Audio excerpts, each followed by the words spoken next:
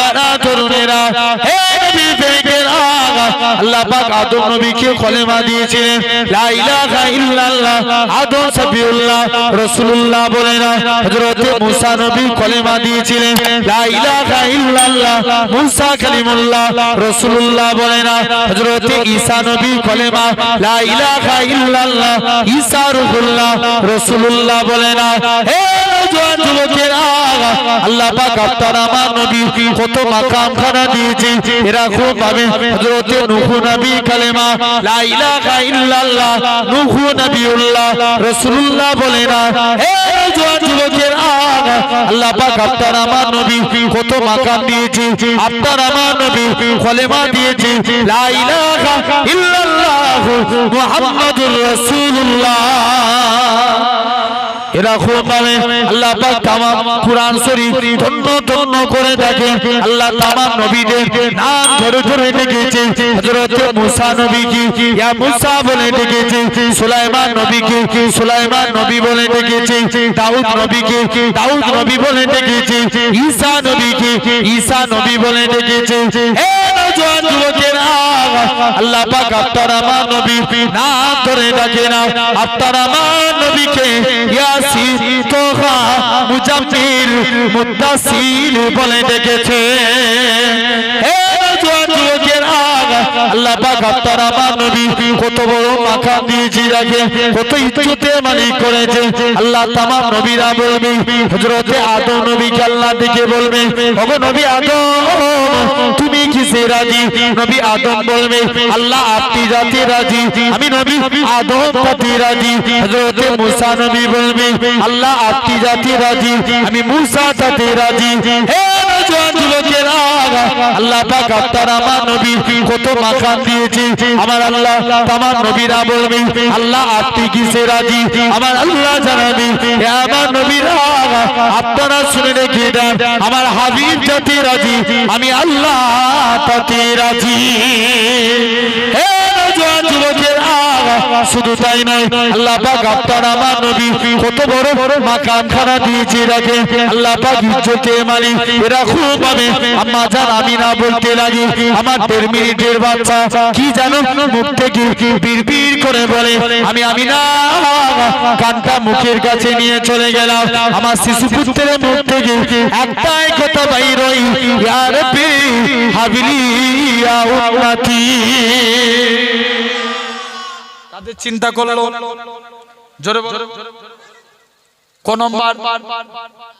যে 1 নাম্বার কি 1 নাম্বার উম্মতের চিন্তা। কোন নাম্বার? 1 নাম্বার। 2 নাম্বার, আল্লাহ রাসূলের যখন জান কবজ হচ্ছে, কি কবজ হচ্ছে? জান কবজ। আজরাইল ফারিস্তা নবীর বুকে হাত রেখে দিয়েছে। আল্লাহ নবী বলছে, আজরাইল যেন মনে হচ্ছে উহুদ পাহাড়টাকে তুমি আমার বুকে চাপিয়ে দিয়েছো। আল্লাহ নবী বলছে, আজরাইল যেন মনে হচ্ছে উহুদ পাহাড়টাকে তুমি আমার বুকে বসিয়ে দিয়েছো। আজরাইল আলাইহিস সালাম বলে, ইয়া রাসূলুল্লাহ আপনার মতো এত আসানির সহিত আমি কারুর জান কবজ করিনি। আল্লাহ নবী তৎক্ষণাৎ উম্মতের চিন্তা, আজরাইল আমার উম্মতরা কত বুড়ো হবে, কত জয়ীফ হবে, কত বাচ্চা হবে, এদের কত কষ্ট হবে। আজরাইল যাও, আমার সারা উম্মতের কষ্ট আমি মুহাম্মদ সাল্লাল্লাহু আলাইহি ওয়াসাল্লাম আমার বুকের মধ্যে দিয়ে দাও। আরেকটু জোরে হয় না? কাদের চিন্তা করলো? 2 নম্বর।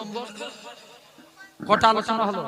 2টো বাকি রয়েছে, 2টো। 3 নাম্বার, নবীকে যখন কবর থেকে তোলা হবে। কোথা থেকে? কবর থেকে। আচ্ছা বলেন তো, আমরা এখন নবীর উপরে দরুদ পড়ি না? আমরা যখন মারা যাব তখন কি নবীর উপরে দরুদ পড়তে পারবো? আমাদের তো আমল বন্ধ হয়ে যাবে, সব আমল বন্ধ হবে না? বন্ধ হয়ে যাবে, টোটাল আমল বন্ধ। তাহলে তখন কে দরুদ পড়বে? আল্লাহ বলছে, যখন দুনিয়ায় একটা মানুষ থাকবে না তখন আমার ফারিস্তারা আমার মুস্তাফার উপরে দরুদ পড়বে। আরেকটু জোরে হয় না? পিছনে এই সামনের গুনি বলছে সবাই মিলে। আচ্ছা দাঁড়াও তো, চুপ করো। ওই মিডিলে দেখো হলদে একটা বাস আছে না? ওটা কি হলদি তো নাকি গেলা? এই যে হলদেটা, ওই হলদে কাপড় দিয়ে আছে।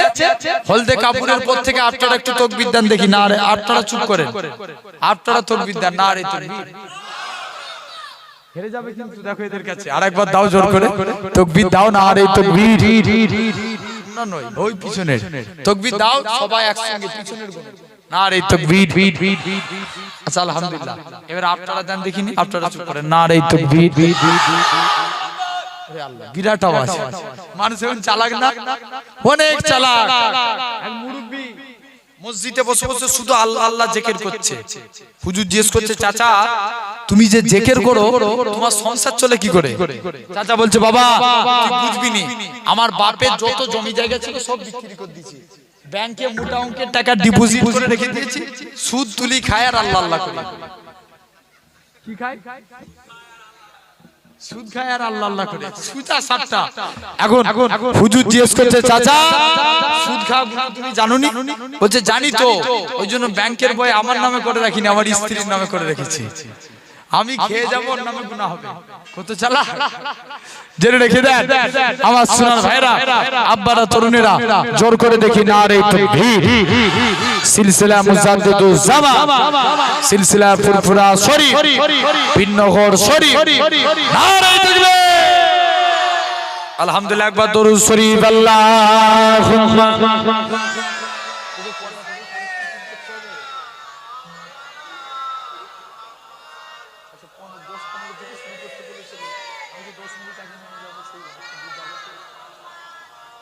একটু আলোচনা করছি তারপরে হবে কি, আর বক্তা কে আছে? আচ্ছা ঠিক আছে ইনশাআল্লাহ।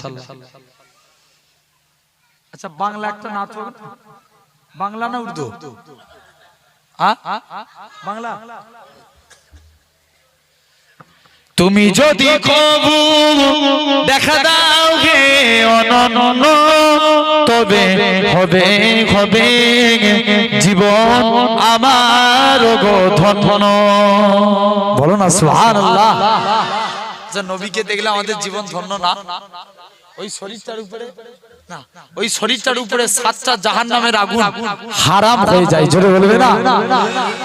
তুমি যদি কবু দেখা দাও হে অনন্য, তবে হবে হবে জীবন আমার গো ধন্য, তবে হবে হবে জীবন আমার গো ধন্য।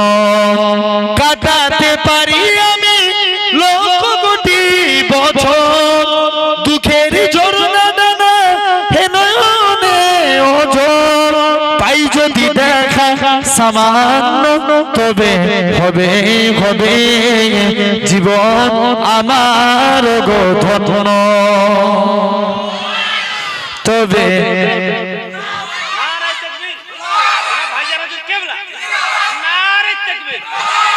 তবে হবে হবে জীবন আমার গো ধন্য। অনন্তকাল আমি থাকিতে পারি বসে, যদি বলো দেখা দিবে স্বপ্নে কবু এসে, হক না সে মরু অরণ্য, তবে হবে হবে জীবন আমার গো ধন্য, তবে হবে হবে জীবন আমার গো ধন্য। তুমি যদি কবু দেখা দাও হে অনন্য, তবে হবে হবে জীবন আমার গো ধন্য। আল্লাহুম্মা।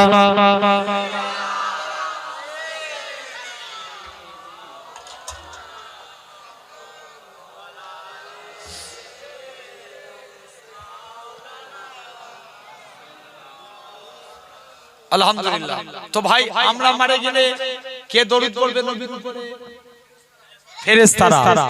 আল্লাহ বলছে ফেরেশতারাও মারা যাবে। কারা? ফেরেশতারাও মারা যাবে, 4 জন বাকি রেখে, জিবরাইল, মিকাইল, ইসরাফিল, আজরাইল। 4 জন। প্রথম 3 জন মারা যাবে, জিবরাইল, মিকাইল, ইসরাফিল। এখন আজরাইল আলাইহিস সালাম বলবে, আল্লাহ আমাকে ছেড়ে দিলে হতো নি? আল্লাহ বলবে, আজরাইল বুকে হাত রাখ। আজরাইল বুকে হাত রাখবে, আজরাইল মারা যাবে। কে মারা যাবে? আজরাইল, চারজনই শেষ। আল্লাহ বলছে যখন দুনিয়ায় কেউ আমার নবীর উপরে দরুদ পড়ার থাকবে না, যখন ফারিস্তা থাকবে না, মানুষ থাকবে না, জিন থাকবে না, ফারিস্তা থাকবে না, যখন আমার হাবিবের উপরে কেউ দরুদ পড়ার থাকবে না, তখন আমি আল্লাহ স্বয়ং একা আরশে আজিম থেকে বসে বসে আমার হাবিবের উপরে দরুদ পড়ব। কে দরুদ পড়বে? আমার আল্লাহ হাবিবের উপরে তখন দরুদ পড়বে। আল্লাহ আবার চারজনকে সৃষ্টি করবে। এই জিবরাইল, যাও না আমার নবীকে কবর থেকে তুলো। জিবরাইল নবীকে কবর থেকে তুলতে যাবে। জিবরাইল আলাইহিস সালাম নবীকে খুঁজে পাবে না, বলবে আল্লাহ নবীর কবর কোথায় ভুলে গেছে। কে বলবে? জিবরাইল বলবে আল্লাহ নবীর কবর কোথায় ভুলে গেছে, নবীর কবর কোথায় জানি না। আল্লাহ বলবে জিবরাইল যা, তুই মাটিকে জিজ্ঞেস কর। কাকে জিজ্ঞেস করবে? মাটিকে। মাটির কাছে যাবে, মাটি নবীর কবর কোথায় বলো। মাটি বলবে জিবরাইল আমিও বলতে পারবো না নবীর কবর কোথায়, কারণ কিয়ামতের আগে আল্লাহ আমি মাটি আমাকে এমন উলট পালট করেছে, কে কোথায় চলে গেছে আমি জানি না। কিতাবে এক একটা কবর থেকে 70টা করে লাশ, 70টা করে। বর্তমানে আল্লাহ রাসূলের কবর আর বিলাল হুজুরের কবর 1000 মাইল ডিসটেন্স। কত মাইল? 1000 মাইল। কিন্তু কিয়ামতের দিনে কিতাবে আছে নবীর পা মুবারকের দিক থেকে বিলাল হুজুরকে তোলা হবে। জোরে বলবে না? পায়ের দিক থেকে। কোন বিলাল? বিলাল কালো। কালো বলে কেউ মুসাফা করতে নেই। কালো কথা বলতে যে একটা ছোট্ট একটা হাদিস কথা মনে পড়ে যায়, বলবো? অসুবিধা হচ্ছে না তো? আল্লাহ রাসূলের এক সাহাবী ছিলেন যার নাম ছিল হযরতে সাদ। হযরতে সাদ খুব কালো রঙের দেখতে। একদিন আল্লাহ নবীর দরবারে গেছে, নবীর দরবারে যে হযরতে সাদ ঝরঝর করে কাঁদছে। আল্লাহ নবীর দরবারে চুপ করে চলে গেছে। যে হযরতে সাদ যে বলছে হুজুর আমি কি জান্নাতে যেতে পারবো না? আল্লাহ নবী বলছে কে বলেছে? বলছে হুজুর আমি কালো বলে দুনিয়ার কোন মানুষ আমাকে সবাই তাচ্ছিল্য করে, কোন মেয়ে আমায় বিয়ে করতে চায় না, এই জন্য আমার মনে দুঃখ, হয়তো আমি জান্নাতি হতে পারবো না। আল্লাহ নবী বলছে এই ব্যাপার শুনছো তো? হযরতে সাদ আল্লাহ নবী বলছে এই ব্যাপার, যাও নবী একটা চিঠি লিখে দিলেন। কি লিখলেন? চিঠি। চিঠি লিখে লাও, তুমি এই চিঠি নিয়ে চলে যাও আমার অমুক সাহাবী বাড়িতে চলে যাও। ইসলামী শরিয়াতের নিয়ম, কারো বাড়িতে গেলে কবার সালাম দিতে হয়? 3 বার। সালামের উত্তর না পেলে ফিরে আসতে হয়। কি করতে হয়? ফিরে আসতে হয়। সালাম 3 বার সালাম দিলে মেয়ের বার জবাব দিল। কি ব্যাপার? আল্লাহ নবী পাঠিয়েছে আপনার কন্যার সঙ্গে আল্লাহ রাসূল আমার বিয়ে দিয়েছে। মেয়ের বাপ বলছে তোর মাথা পাতা খারাপ নাকি? আমার মেয়ে হুরে মদিনা, মানে মদিনার যাকে বললে বলা হয়, এত সুন্দর দেখতে, আর তুমি কালো কুৎসিত লোক, তোমার সঙ্গে আমার মেয়ের বিয়ে দেব? ইম্পসিবল, মানা যাবে না, পালা। হযরতে সাদ মন খারাপ করে আবার রিটার্ন ফিরে চলে এসেছে।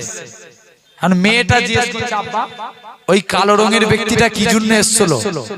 মেয়েটা তখন বলে আব্বা এই কালো রঙের ব্যক্তিটা কি জন্য এসেছিল? মেয়ের বাপ বলে মারে ওকে নাকি আল্লাহ নবী পাঠিয়েছে, ও তোমায় বিয়ে করতে এসেছে। মেয়ে তখন বলে আব্বা যে বিয়েতে আল্লাহ এবং তার রাসূল রাজি, আমি মেয়েও সে বিয়েতে রাজি। আরো ছিল যখন এই কথা বলেছে যাই চলে যাই দৌড়ে দৌড়ে। এখন মেয়ে রাজি তো বাপ আর কি করবে?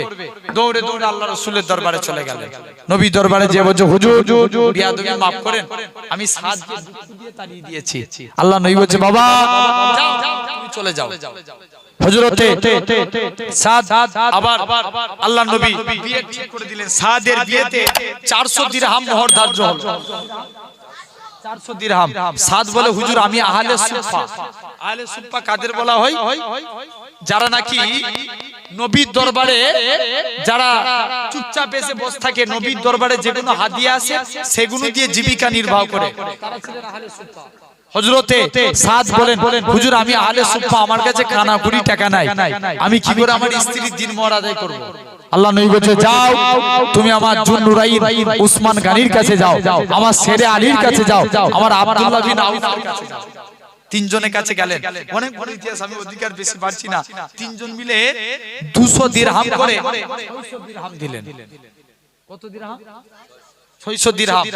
তাহলে এর দ্বারা বোঝা যায় দান করা কি আটটার আবার জন্য কিয়ামতের দিন বান্দার বাম সাইড দিয়ে প্রথমে মাথার দিক দিয়ে আসবে মুখে নাকির ফেরেশতা, নামাজের আমলের জবান খুলে যাবে। ডান দিক দিয়ে আসবে নিরুপায় হয়ে, ডান দিক দিয়ে আসবে রোজার আমলের জবান খুলে যাবে নিরুপায় হয়ে। বাম দিক দিয়ে প্রবেশ করতে থাকবে যাকাত দান সদকার আমলের জবান খুলে যাবে। এই দান সদকা সম্পর্কে একটা ছোট্ট একটা হাদিস বলি শুনেন। হযরতে আল্লাহ রাসূলের একটা সাহাবী দুইটা সমস্যা নিয়ে নবীর কাছে হাজির। কটা সমস্যা? দুইটা। এক নাম্বার, হুজুর মেয়ের বিয়ে দেব, একটু আমার আতরের প্রয়োজন। আল্লাহ নবী বলছে এই ব্যাপার যাও না, তুমি চলে যাও একটা সিসি নিয়ে আসো। কি আনবে? সিসি। সিসিতে নবী ঘেমে ঘেমে ঘামগুলো সিসির মধ্যে ভরে দিলেন, ঘামগুলো সিসির মধ্যে ভরে দিলেন। আল্লাহ নবী বলছে বাবা যাও এগুলো নিয়ে যে তোমার মেয়ের শরীরে মাখিয়ে দাও। মেয়ের শরীরে রাসূলুল্লাহর ঘামগুলো মাখাতে লাগে। এখন প্রথম সমস্যা মিটে গেছে। নেক্সট দ্বিতীয় সমস্যা, হুজুর মেয়ের বিয়ে দেব, আমার একটু টাকার প্রয়োজন। আল্লাহ নবী বলছে এই ব্যাপার চলে যা আমার জুন্নুরাইন উসমান গানির কাছে যা। জোরে বলো, জোরে বলো। উসমানের গানির কাছে গেলে যে দেখে নাকি উসমান পিঁপড়ে খাবার টেনে টেনে নিয়ে পালায় না, বর্ষাকালে পিঁপড়ে বেরোয়, বর্ষাকালে জেনে রেখে দেন পিঁপড়ে খাবার টেনে টেনে নিয়ে পালায়। হযরত উসমান গানি পিঁপড়ের মুখ থেকে খাবার সরাচ্ছে। কার মুখ থেকে? পিঁপড়ের মুখ থেকে। সাহাবী লজ্জায় আর দান চাইতে গেল না, রিটার্ন ঘুরে চলে এলো নবীর কাছে এসে বলছে হুজুর খবরদার উসমানের কাছে দান চাইতে পাঠাওনি তো।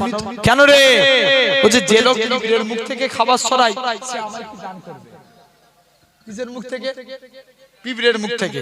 আল্লাহ নবী বলছে আবার যা।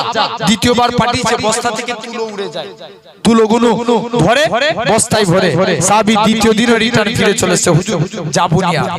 জানা উসমানকে ডেকে নিয়ে আসলেন। উসমান সবাই আবার হুজুর এলে দোয়া চাই, হুজুর একটু দোয়া করবেন আল্লাহ যেন রুজিতে বরকত দেয়। আর উসমান গানি নবীর কাছে যে বলছে হুজুর দোয়া করুন আল্লাহ যেন আমার রুজি কমিয়ে দেয়। আল্লাহ নবী বলছে উসমান তুমি কি আমল করো? বলছে হুজুর আমি যখন ভাত খাই না, একটা ভাত যদি জমিনায় পড়ে যায় ওটাকে আবার তুলে খেয়ে কি ভাত যদি একটা জমিনে পড়ে যায়। আল্লাহ নবী বললেন যাও উসমান চলে যাও, আল্লাহ আল্লাহ কমাবে না। উসমান গানি বাড়ির মধ্যে চলে গেলেন। আল্লাহ নবী সাহাবী এই মনে আছে দুদিন 3 দিনের দিনে আল্লাহ নবী আবার পাঠিয়েছে যা আমার উসমানের কাছে দান চাইবি যা। মুসলমান ঘরের ছেলে মেয়েরা, বাবা তরুণেরা, হে নবী প্রেমিকেরা, আল্লাহ নবী সাহাবী যুবক ছেলেরা এরা খুব ভাবে আল্লাহ নবী জামাতা হযরত উসমান গানি রাদিয়াল্লাহু তাআলা আনহু হুজুরের দরবারে চলে গেলেন। উসমান আল্লাহ নবী পাঠিয়েছে তুমি আমায় কিছু দান করো। হযরত উসমান বলে চলে যাও চলে যাও, আমার অমুক জায়গা থেকে উট বোঝাই করা মাল এসেছে, যেটা মনে হবে সেটা তুমি নিয়ে নিবে। ম্যানেজারের কাছে পাঠিয়ে দিলেন। ম্যানেজার হযরত যুবক ছেলেখানা যে উটটার মধ্যে বেশি মাল ছিল ওই উটখানা ধরেছে। ম্যানেজার বলে না না না না এটা মানা যাবে না, এটা মানা যাবে না। ও যুবকেরা, আল্লাহ নবী সাহাবী হযরত উসমান গানি ম্যানেজারের কাছ থেকে আস্তে আস্তে করে চলে গেলেন। উসমান গানি ম্যানেজারের কাছে এসে চলে আসে। ম্যানেজার তুমি একে কি কথা শোনালে? একে নাকি আল্লাহ নবী পাঠিয়েছে। রাসূলুল্লাহ যদি আমি উসমানকে বলতো ওগো বাবা উসমান অমুকের বাড়িতে দানখানা পৌঁছে দাও, আমি উসমান গানি গোলাম হয়ে তার বাড়িতে পৌঁছে দিতাম। কি পৌঁছাতো? দান পৌঁছাতো। কি হয়ে? গোলাম হয়ে। তাহলে জেনে রেখে দেন আমার ভাইরা, আব্বারা, তরুণেরা, তখন সাহাবী ওই সাদকে আল্লাহর নবী কজনের কাছে বিয়েতে কত দিরহাম মোহর ধার্য হলো? 400 দিরহাম। 3 জনের কাছে গেলেন, সবাই 200 দিরহামের বেশি বেশি করে দান করে দিলেন। মদিনার বাজারে এখন স্ত্রীর বাসরাতের কেনাকাটা করবে, কে যেন একজন জিহাদ ঘোষণাকারী ঘোষণা করছে, কে আছো চলো ইসলামের স্বার্থে, আল্লাহর স্বার্থে, কোরআনের স্বার্থে তোমরা জিহাদের ময়দানে চলো। সাদ মনে মনে করছে, আল্লাহ আমার কাছে আমার স্ত্রী আগে না নবী আগে? জোর করে বলো, সবাই মিলে বলো, আগে স্ত্রী না আগে নবী? আগে নবী। আল্লাহ রাসূল বলেন, লা ইউমিনু আহাদুকুম, আমি পূর্বে এই হাদিসটা বলছিলাম, তোমরা ততক্ষণ পর্যন্ত প্রকৃত মুমিন হতে পারবে না হাত্তা আকুনা হাব্বা ইলাইহি, যতক্ষণ পর্যন্ত আমি তোমাদের কাছে ফেভারিট না হই, প্রিয় না হই, মিউ ওয়ালিদিহি, তোমাদের মা বাপ, ওয়া ওয়ালাদিহি, তোমাদের সন্তান সন্ততি, ও নাসে আজমাইন, সর্বাপেক্ষা আমি রাসূল যদি তোমাদের কাছে প্রিয় না হই, তোমরা প্রকৃত মুমিন হতে পারবে না। মসজিদের দিকে তাকিয়ে আমি আমার আলোচনা এখানেই সমাপ্ত করে দেব, কারণ টাইম হুহু শব্দে বেড়ে যাচ্ছে। আমাকে 11টার আগে নামতে হবে, অনেক দূরে এখান থেকে সেই মালঞ্চ পার করে যেতে হবে, সেই কি বলে আপনার ধামাখালি না কি আছে না ওইখানে সরবেরিয়া, ওখানে 12টায় উঠবে, কত বুঝতে পারছেন? আর এতটা লং রাস্তা, তো আমি মসজিদের জন্য কিছু চাইব। হ্যাঁ আচ্ছা, আমি মসজিদের জন্য আমার আপনাদের কাছে, এই মসজিদ সবাই ভাঙতে চাইছে, তো যাই হোক আমি আলোচনা চিন্তা করতে করতে রেখে দিলাম, জেনে রেখে দেন। নবী 3 নম্বর উম্মতের চিন্তা করে কবর থেকে উঠি, কোথা থেকে? কবর থেকে উঠি। কবর থেকে যখন নবীকে, যখন জিবরাইলও খুঁজে পাবে না নবীর কবর কোথায়, কিতাবে এসেছে নবীর কবরের ভিতর থেকে নূর বের হতে থাকবে। আরেকটু জোরে হয় না? নূর বেরিয়ে আরশে আজিমে চলে যাবে, জিবরাইল নবীকে এসে কবর থেকে নবী কবর থেকে উঠি বলবে, জিবরাইল আমার উম্মতরা কই? জিবরাইল বলবে এখনো তোলা হয় না, নবীর মন খারাপ, আল্লাহর কাছে চলে যাবে। আল্লাহ বলবে, জিবরাইল যাও আমার হাবিবকে মন খারাপ করতে মানা করো, হাবিবের 70,000 উম্মতকে আমি আল্লাহ বিনা হিসাবে আযাব দিয়ে দেব। আল্লাহ নবীর এতেও মন ভরে নেই, জিবরাইল যাও আমার আল্লাহকে আরেকটু বাড়াতে বলো। জিবরাইল আল্লাহর কাছে চলে যাবে, আল্লাহ আপনার হাবিব বাড়াতে বলে। আল্লাহ বলবে, জিবরাইল যা, 70,000 করে, যার পরিধি হলো একসঙ্গে 4,90,00,000 মানুষ বিনা হিসাবে জান্নাতি হবে। 4,90,00,000 মানুষ, জেনে রেখে দেন। আর 4র্থ নাম্বার, কিয়ামতের দিন নবী উম্মতের চিন্তা করবেন, যে দিনটা চিন্তা করলে আমাদের নাজাতের ওসিলা হয়ে যাবে। পূর্বের সমস্ত নবীর উম্মতের চেহারা আগুনে পুড়ে পুড়ে কালো হয়ে যাবে, তাদের হাতে আগুনের বেরি পড়াবে, পায়ে চেন দিয়া থাকবে, গলায় শিকল, কিন্তু আমার আপনার নবীর উম্মতের চেহারা কালো হবে না, তাদের হাতে বেরি পড়াবে না, গলায় শিকল দিবে না, পায়ে চেন দিবে না। মালিক ফারিস্তা জিজ্ঞেস করবে, আল্লাহ এরা কারা? আল্লাহ বলবে, মালিক চুপ কর, এরা আমার হাবিবের উম্মত। তাহলে সেই নবীর উম্মত আমরা মসজিদকে সবাই ভেঙে দিচ্ছে, আমরা গড়ব বলে ইনশাআল্লাহ। এই মসজিদের জন্য কিছু 70 প্লাস টাইলসের 70 প্যাকের মতন টাইলসের প্রয়োজন। আপনাদের সহযোগিতায় এই মসজিদ এত বড় দুতলা, তাই তো? আলহামদুলিল্লাহ, এই মসজিদের কাজে দিবেন, সদকায়ে জারিয়া সওয়াব পাবেন। যত মানুষ সিজদা দিবে কবরে চলে যাবেন, কবরে পড়ে পড়ে সওয়াব পাবেন।